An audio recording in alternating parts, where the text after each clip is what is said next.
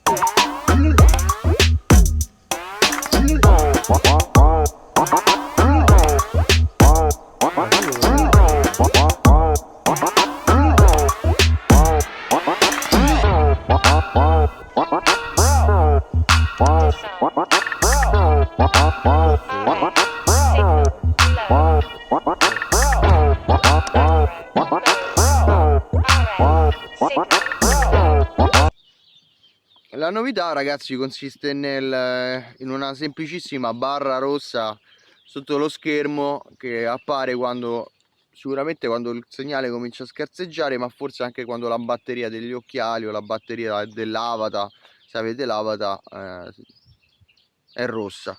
Quindi è un effetto un po' realtà aumentata, un po' videogioco. Comunque vedrete il DVR.